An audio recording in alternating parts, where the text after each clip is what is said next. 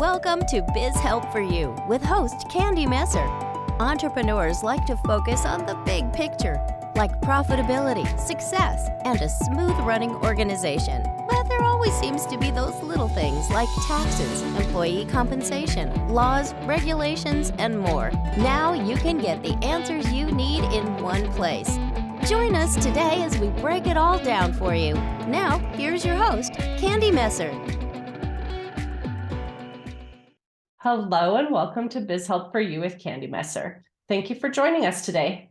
I hope you enjoyed our last topic, SEO, social media marketing, and Google Ads informative.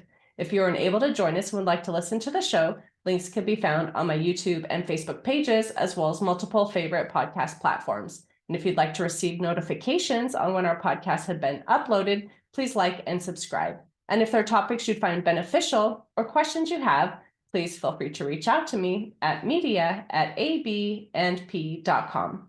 Now let's learn a little bit about our guest today. Veteran business coach Jennifer Kok started her first business 2 days before giving birth to her second child, turned it around in the middle of a recession, and then sold the company for a profit after growing it to a national brand. She makes her experience an asset for owners looking for the next wave in their business journey.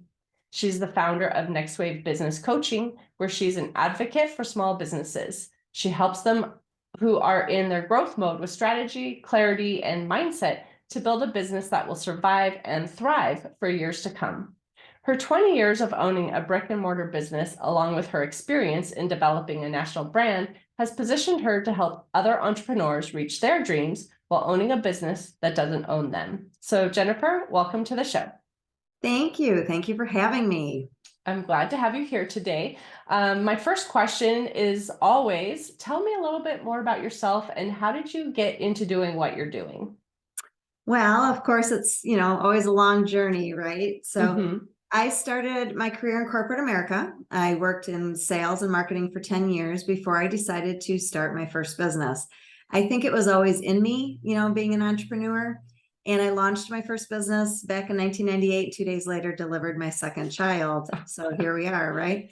But I ended up owning that business for 20 years. And, I was able to be a mom to 3, be a business owner, be someone in my community, loved it. But after a time, it was just time for me to step back, and I sold it in the fall of 2018. And when I was watching what was unfolding in 2020 with the pandemic, and what was happening to our small businesses, I looked back at my 20-year experience. I had weathered a recession. I had weathered a lot of things in those 20 years. And I thought, I really have a skill set that can help people.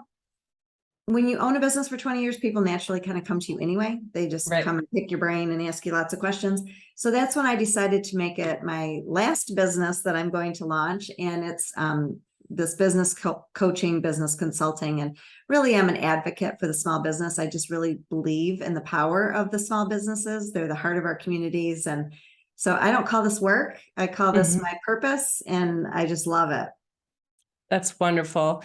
I love to hear those stories of how they start. I can't imagine having a baby 2 days after starting a business. So that was crazy.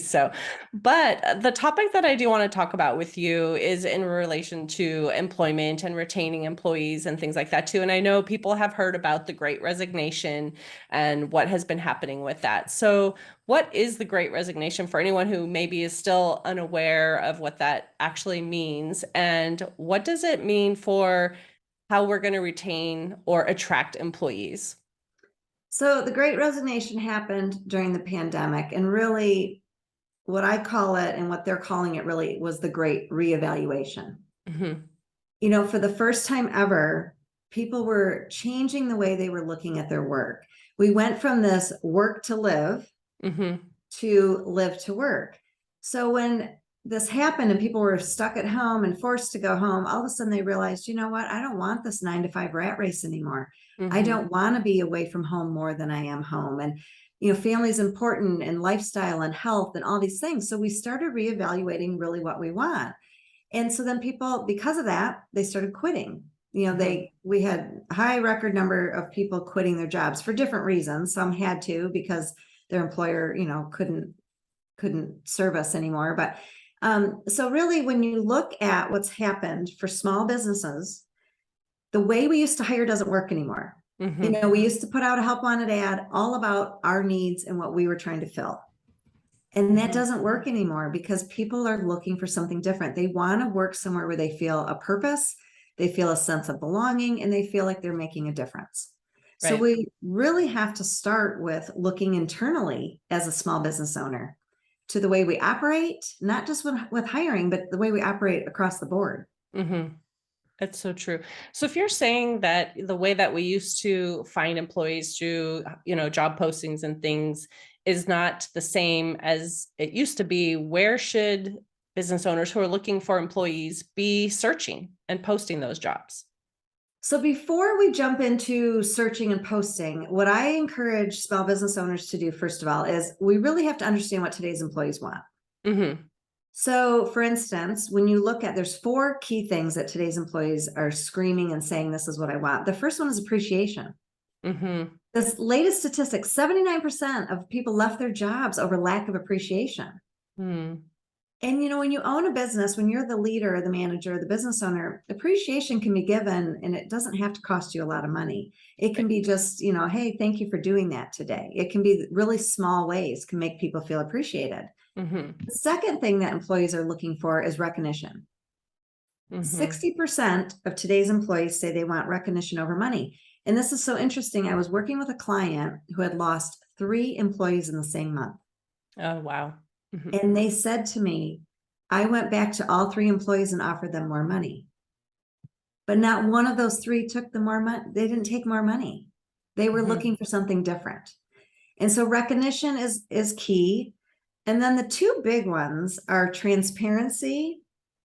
So when we say transparency, what employees want to know, they want to be a part of the big picture. Mm-hmm. They don't want to just come to work, do their thing and leave. They want to understand what's going on. They want to know the why. They want to see the vision. They want to understand all those pieces of the business. In fact, the latest statistics said 96% of today's employees are looking for transparency. Mm-hmm. Well, this is a hard one for business owners because we're always like, okay, how much do we share? I'm not saying you lay out your P&Ls and you share all your financials, but they want to just kind of understand where the business is going. And it's interesting because I owned my own brick and mortar bakery.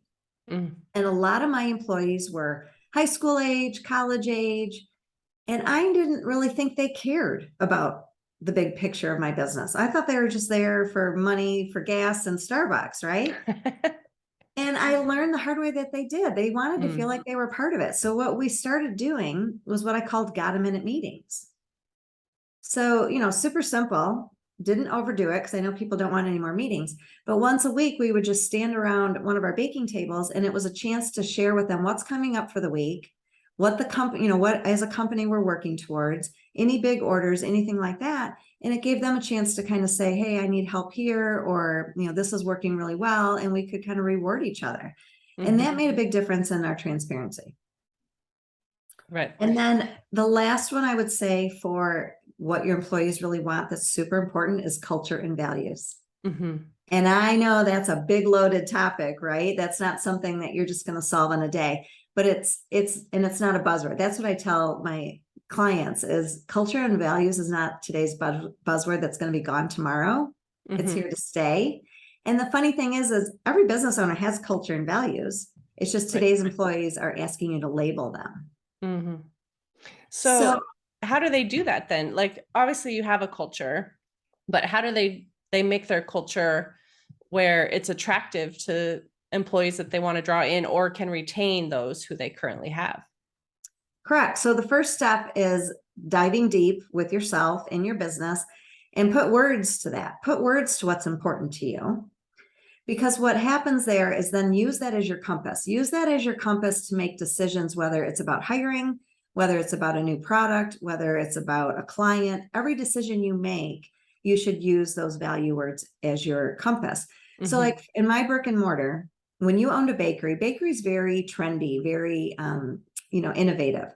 So when I was hiring, I was looking for employees that were innovative, that were visionaries, could see the next thing, were genuine.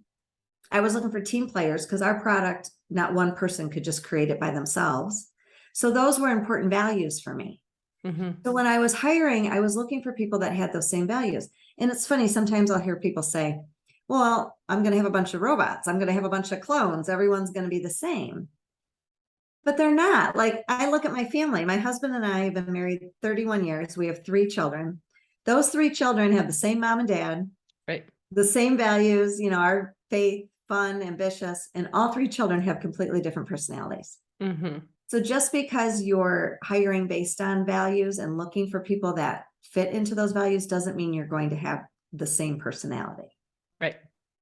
Right. And to think that you will seems kind of crazy, but I think, like you said, you just have to value that person, like the skills that they bring too. So yes, you're looking for things that are a good cultural fit, but also looking for, what they're going to bring to the table to help your company in the areas that they're going to be working. And, maybe there's even some places where you can identify where there's potential growth for them, but you're giving them the opportunity as well. Exactly. And that was another thing that came out of this great resignation, great reevaluation, is some people wanted to start learning something different. Mm-hmm. So as you look at your open positions in your business, ask yourself, can I train somebody in one of these positions? What hard skills, non-negotiables do they have to have? But what values, what soft skills, if they possess, are trainable? Because Mm-hmm. people are looking to learn new things. So Right. back to your original question, what do you do with all this? And how do you go about, finding the right person? It comes into the language that you're using in your job postings. So instead of just putting a job posting out there on LinkedIn and Indeed and all your traditional places, yes, you're still going to use those avenues, but it's going to be more about who you are, where your company's going, and why you need that person to help you get there. Mm-hmm. So that way it becomes more about the applicant and less about the employer. Right. And then, I always say too, use your traditional social media resources. Social media is huge. Huge percentage of people find their jobs via social media. Mm-hmm. And we're always really good at marketing to our customers on social media. But how often are you marketing to a potential employee? Mm-hmm. That's a You good know, point. are you showing the team in action? Are you showing the behind the scenes? Are you showing what it might look and feel like to work there? Mm-hmm. Well, and I think what's happened too with the pandemic is a lot of the work environment has changed, right? Some people are still working from home. Maybe there's a hybrid, in some cases, and some people may be going back to the office, or if they're in a location that you have to be, like a restaurant or something, obviously, most of the time has to have people on site serving. You can't necessarily have a remote team.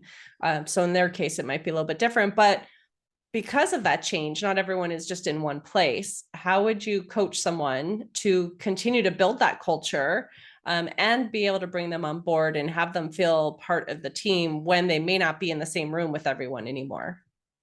We're seeing a lot of that, right? But there's a lot of great tools out there that can help you come together. Mm-hmm. You're seeing companies use apps like Slack, where it's kind of like a walkie-talkie texting type version where you can stay in touch with the team.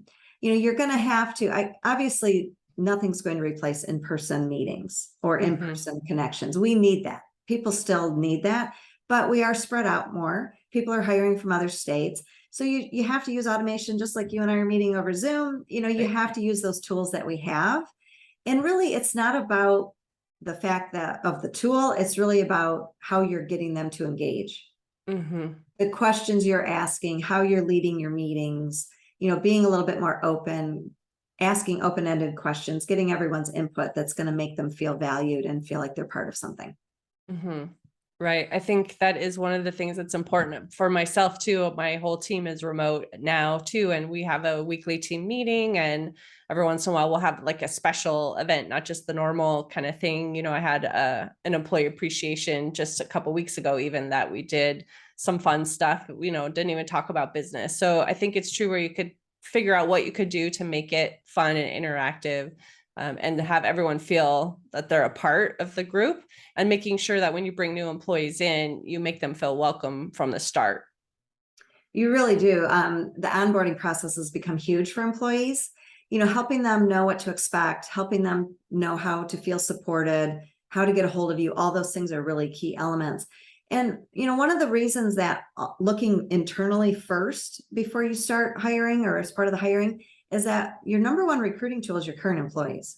Mm-hmm. When everybody was quitting during the Great Resignation, they were actually putting it out on social media with hashtags like "peace out, employer," "quit my job today," just these kind of hashtags. Well, how can we flip the script and get our current employees to go out on social media with the hashtag "love my job"? Anybody want to come work with me? Things like that. So, remember that those folks that work for you today are most likely going to be your best opportunity to find your next employee. That's a great idea too, to really even ask them or make them aware, like, by the way, we need to find a new person. If you know anyone, let them know we're hiring this position, and putting that out there is important. Exactly. Okay. So you had mentioned also, not just talking to your customer, but talking to, the potential employee. So they're seeing things on social media, and, companies sometimes do have reviews for, the service that they offer, but how can you maybe use that or promote more people reviewing your company so that it's seen as a place that they would want to be working? That's a great tool, because the Google reviews, everybody in today's world, if they're going to go work with somebody or work with a company or even go to a restaurant, what do? We go to Google reviews and we look at the reviews. And employees are going to do the same. They're going to go look at your reviews. And if they see that, first of all, maybe you don't have a lot of reviews, that's a red flag. Or if your reviews maybe aren't wonderful, you're in the 3-star range, that's another red flag. So the first step is to get more reviews. And, people are busy. Right. You could have the best service you could have provided for somebody, but they're not going to go off into their next day and think, oh, I need to go on and leave Candy a Google review. Right. They're not going to do it. We have to ask them. And then when we ask them, we have to make it simple for them. So what I always suggest and have my clients do is they create kind of a letter with 3 top questions. And the 3 top questions could be something like, what was the problem that you came to me with? How did Jennifer help you with that problem? And what was the result you got? Just 3, whatever it is for your business. And I ask them, I'll say, would you write me a 2 to 3 word, 3-sentence review to help you get started? Here's 3 questions to help you kind of brainstorm it. Because if I just said to somebody, would you mind leaving me a review? They should be like, sure, great. But then at the end of the day, they're going to sit there and go, oh, what do I talk about? We got to give them some prompts to get them talking. So use questions to give them prompts, and then provide them the direct link. Here's the direct link. Would you mind? And tell them why it's important to you.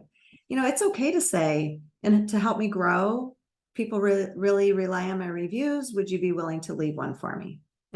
But we have to make it simple, and we have to give them those prompts to get them thinking, because we're just too busy. We're inundated with too much information. Right. It's true. And we have the best intentions, of, oh, we went to a business and we had great service and we want to leave a review. And sometimes you forget. So if it's in front of you, then you're like, oh, yes, I said I wanted to do that. And here's the link, and click, Exactly. And a lot of times we just don't know what to say. So help us get started. And then they're going to take it from there in their own words. So we were talking before too about posting in different places and talking with your employees about how to find those right candidates. But if you still aren't really getting a lot of applicants, because there's so much competition right now too, what can they be doing to maybe get attention for their position that might draw a few more eyes versus, just a social media post or asking an employee? It really all comes down to the communication and the language and the words you're using. So first of all, really understand who your ideal employee is. So for instance, I was working with a gal who owns a commercial cleaning business, and she was really struggling to get people on Indeed to fill out an application and go through her hiring process. So we started talking about the people that come to work for you. What's their biggest pain point? And she said, money, cash.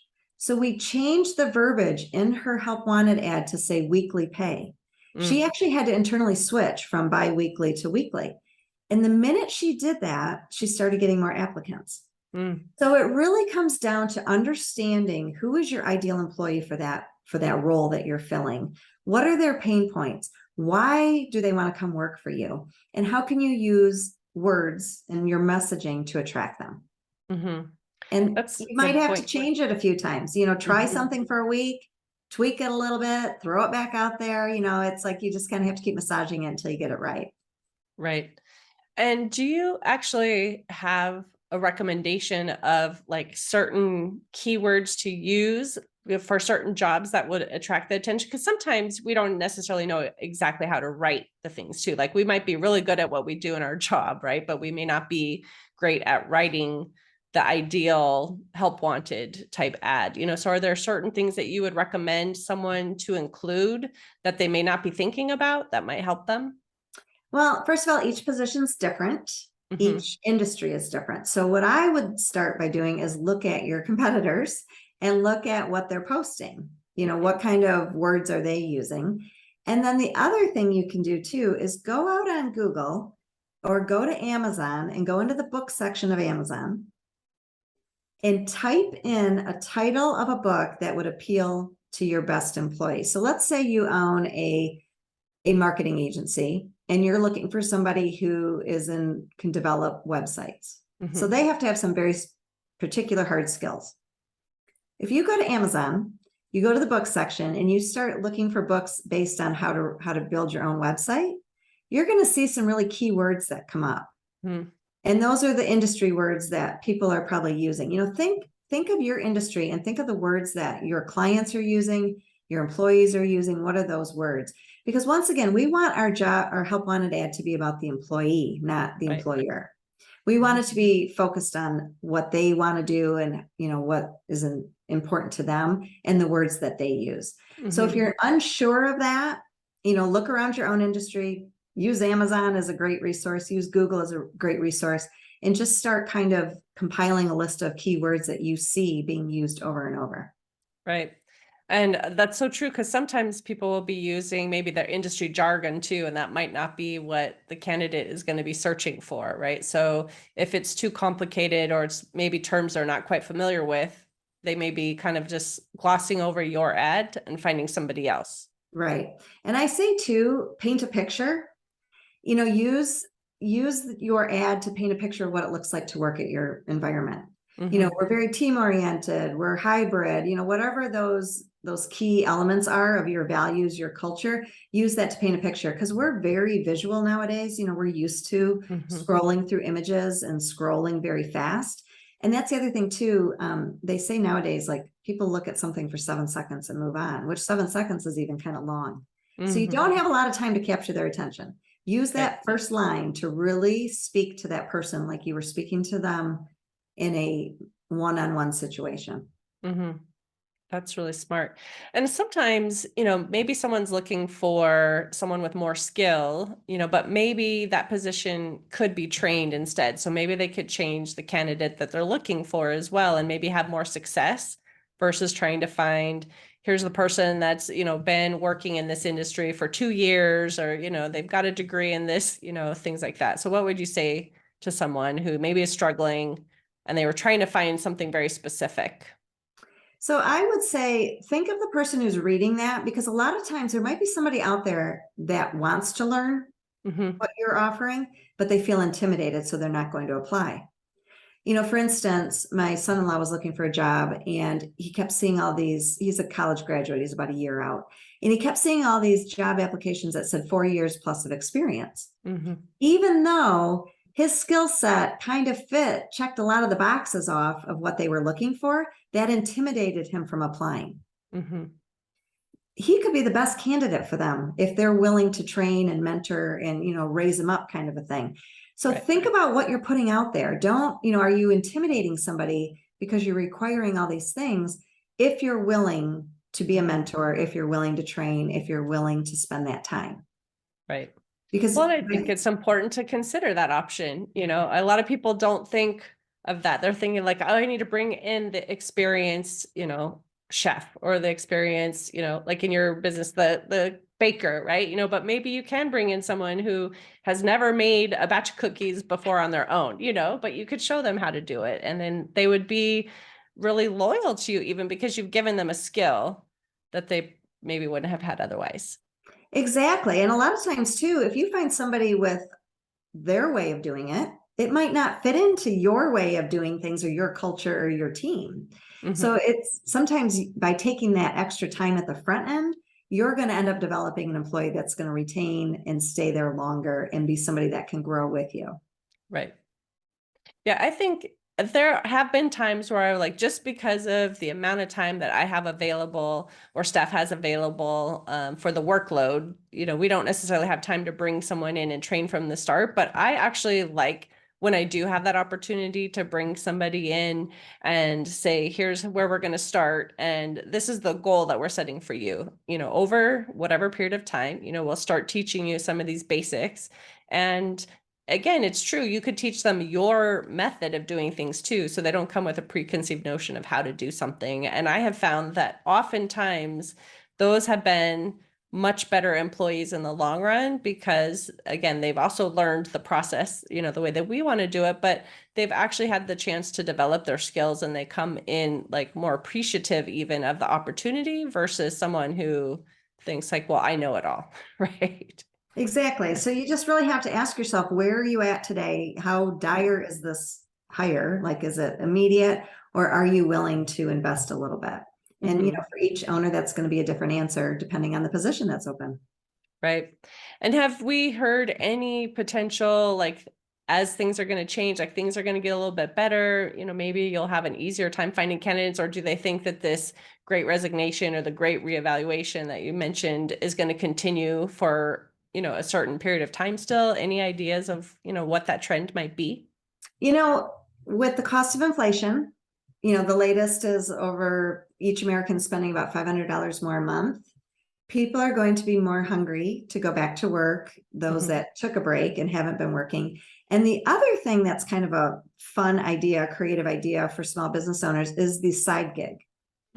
So there's this big phenomenon now where Americans are looking for that extra side hustle, side gig, and it's for extra money. Maybe it's right now to fill your gas tank. Maybe it's to save for a trip, or, they just want a little bit of extra money. So I also encourage small businesses to look at your current open positions. Can you break one of those up into one day a week for somebody? Or can you fill it with maybe 2 or 3 people? Because, a side gig, somebody wants anywhere from 2 to 3 hours a week to maybe, 8 hours a month. It's different for each person, but they're just looking for a little bit of extra money. And that's a really creative way to find people that are going to be very passionate, have a lot of energy, and be able to fill some of those open positions. And maybe it's not an open position, but maybe it's a task off of your plate as an owner. Right. You can even look at it that way. Is there something that you're doing repetitively that's preventing you from working on your business that you could maybe outsource to somebody looking for a side gig? And there's always something as business Always owners. something. Right. Right. So I know, well, this has been, very informative. I'm sure the listeners feel that they've got a lot of great tips and information from you, but I know we're getting close to the end of the time we have together. So I want to ask if you have an offer that you would like to extend to our listener. I do. So first of all, I have wonderful resources at my website, which is nextwavebusinesscoaching.com. You'll find a free hiring guide there that you can download that'll help you kind of work through some of these things that we talked about. Because like you said, we talked about a lot of different things. And then also just a lot of great resources on what it takes to build a business. Oh, nice. My passion is helping existing business owners that have kind of plateaued. They're feeling kind of stuck. I help them get going again with a growth roadmap. So if they're interested in that, I do have a 30-minute free consultation where they can come to me with their one pain point that they're stuck at, and I'll help them with an action step. So that they can sign up for that too on the website. Nice. That sounds like a great offer, resource too for businesses, because we're not always on the growth plan. Sometimes things decline. Sometimes you're plateauing a little bit. So having where someone can sit there with you and review something, I think is a great, opportunity for them. So how would you like people to reach out to you? The best way is just go to my website, nextwavebusinesscoaching.com. They can email me there or sign up for a free business consultation, or even download some of those resources that I have for them. Okay, perfect. And I want to thank you so much, Jennifer, for being a guest on my show and sharing information on this topic. I really appreciate it. Well, thank you for having me. And I really hope this helps some of those businesses fill some of those open spots out there. Me too. And to the listener too, I do want to thank you for tuning in. I hope that it answered some of your questions on the topic about strategies to attract and retain today's employees. And if you have any additional questions or comments, be sure to reach out to Jennifer, or you can send us a message at media@abandp.com. And would you please share our show information with those you know? I'd really appreciate your support. I hope you can join us for our next episode, Serial Entrepreneurship. And please remember you can connect with us on Twitter, Facebook, and LinkedIn. And my website is abandp.com. Remember, you could find the podcast posted on multiple favorite podcast platforms, including Google, TuneIn, Stitcher, iHeartRadio, and Spotify. And if you are listening on those apps, would you leave us a review? We'd greatly appreciate it. And I hope you have a wonderful day. Thanks so much. Thank you for listening to Biz Help for You. Please join your host, Candy Messer, again next time. Have a terrific day.